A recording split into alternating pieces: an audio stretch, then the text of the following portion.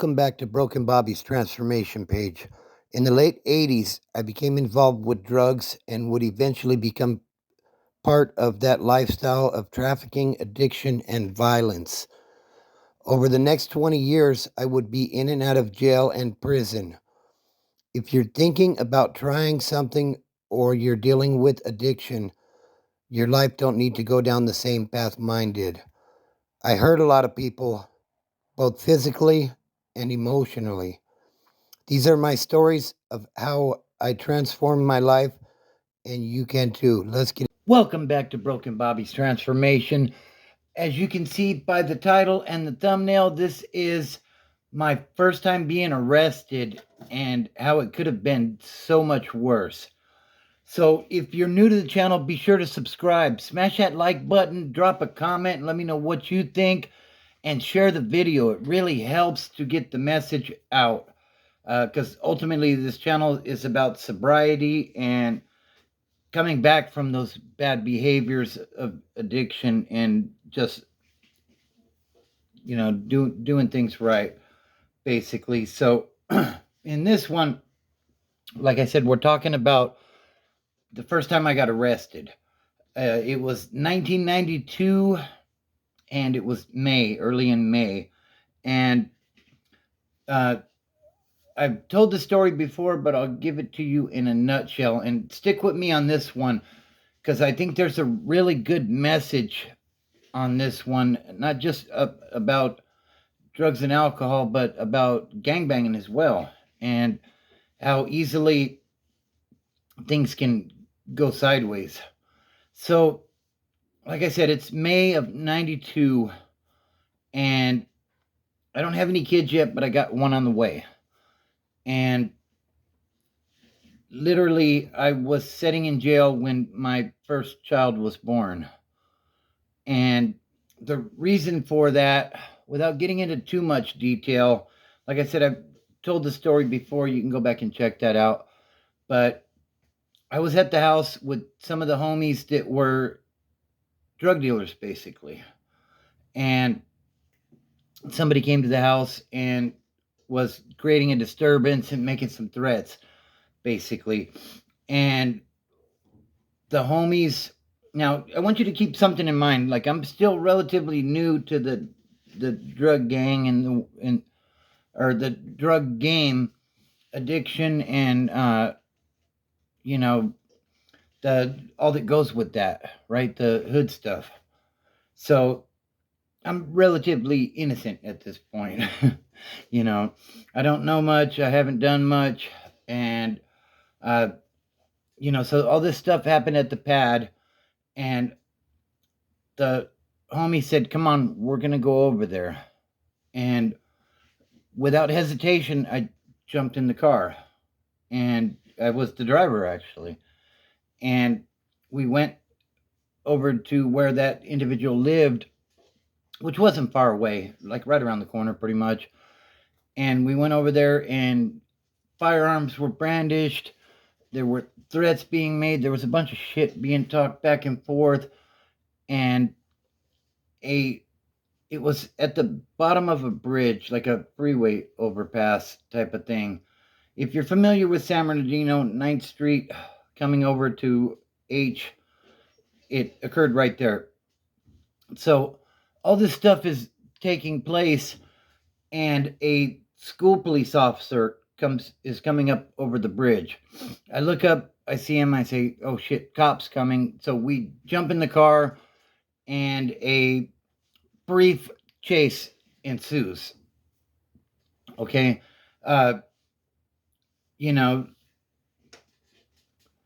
This could have gone so much worse, but I'll get to that. Like I said, stick with me, please. So a brief chase ensues. It's not no crazy high-speed chase or anything. And, it only goes on for a few miles. We were able to ditch a couple of, there were initially 2 weapons in the car, them pew-pew things. We were able to get rid of one prior to the chase coming to a stop. And it was the one we needed to get rid of. This is the early 90s. There were still automatics on the streets at that point. I think they banned the automatics like in the late 80s. But we end up in the Placita area, Baseline and G, Riley Elementary, if you're familiar. And, it's like 6 o'clock in the evening, 5 o'clock in the evening, whatever. And we pull into the Placita. There's a liquor store. It's changed a lot now, but at this time there was a liquor store. There was a video store that was very popular. Everybody used to go to the video store in the 90s. Blockbuster was a big thing. This was just like a local video store. And the reason I chose to terminate the chase there was because there was a lot of witnesses. And that's, I didn't want to be mistreated by these cops. So I'm coming through the Placita, and we stop almost right in front of the video store. So there's plenty of people out on the curb watching this all go down. The felony stop. They've got all these guns trained on us, and they're barking orders. Driver, throw the keys out the window, reach out, open the door, walk back towards my voice, all that type of stuff. So I remember hearing one of the cops tell the people that were on the sidewalk, go inside in case we have to shoot. And I remember telling those people on the sidewalk, don't go nowhere. Stay right there. They're not going to shoot. I'm not going to do anything stupid to bring that on, so don't go anywhere. And they stayed there, to their credit. Shout out to them folks. I'm sure many of them are long gone by now, but it was worked out all right, basically. Like I said, my first arrest, they get me into the cop car. I've already been identified by the alleged victim, and we're on our way to CDC, which, if you're familiar with San Bernardino, CDC is the Central Detention Center. It's not the California Department of Corrections. Central Detention Center. This was basically the main county jail in San Bernardino before they opened up West Valley. And they put me into J Block, which had the notorious nickname Jumpin' J back in those days. So I get in there, like almost first day, a little mini riot kicks off between the blacks and the Southsiders. Stuff's been going on for ages. It was what it was. My first time in jail, like I said, I'm 18 years old, and I'm like, holy shit, like, what have I gotten myself into here? And, like a few days later, they called me out for reclassification because I think I had like some parking tickets or something. I had a warrant for something. And I remember the trustee telling me, I asked him, I said, hey, they're sending me for reclassification. What does this mean? And he told me, hey, Holmes, you know what you did. And I thought, okay, like I said, I was very green at this time. I had no idea how any of this stuff worked. And, like I was, if I'm being perfectly honest, I was a scared little kid. But the thing is, we learn behaviors, right? Like if you're stealing cars, you weren't just born stealing cars. Like nobody knows how to steal a damn car until you're taught to do so. It's kind of the same with addiction. You don't just learn how to smoke a pipe. You're taught, and it all comes down to the people that you keep your company with. If you keep company with people that don't use, then how are you ever going to learn? Like, I'm not just going to go out and start stealing cars because it's not what I know how to do at this point. So if that were something that interested me, then I would start hanging out with people that did that sort of stuff.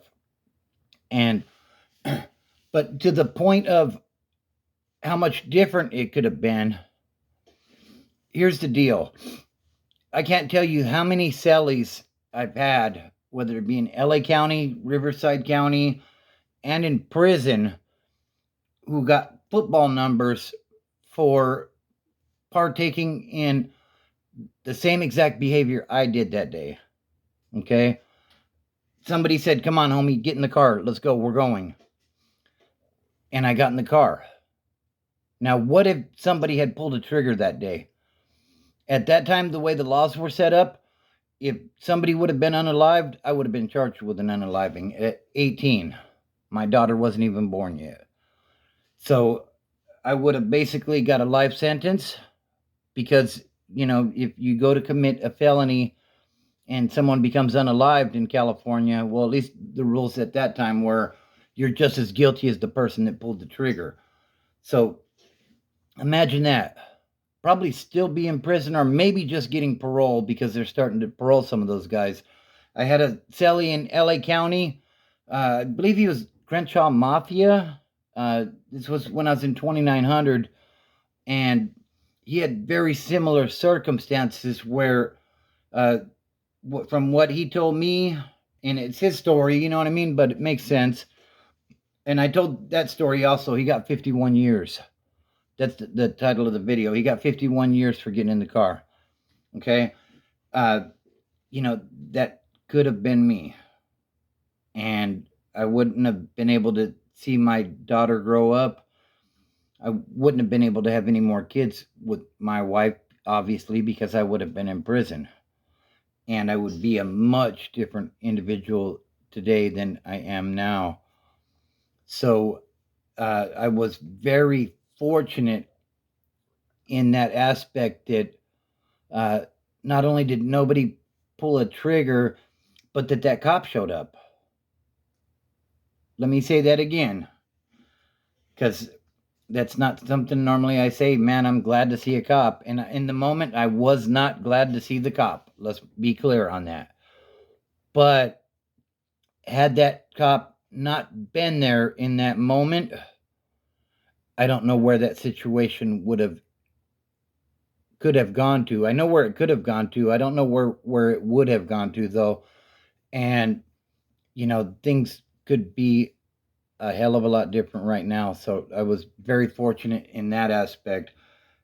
There was another cellie in Riverside County, and basically very similar circumstances. 18-year-old kid, his homeboys said, "Come on, we're going to go ride on these fools." Basically his interpretation from what he explained to me was that they were going to go jump these guys, that they were chilling somewhere and somebody had spotted them and they had basically jumped one of their homies. So it was payback time. Well, somebody whipped out a pew-pew, somebody became unalived, and now this guy's 18 facing a life sentence. So it's not a game out there, guys. I'll tell you. The thing is, it all goes back to what I said before. We are the company that we keep. And I don't mean to preach, but maybe somebody needs to hear this.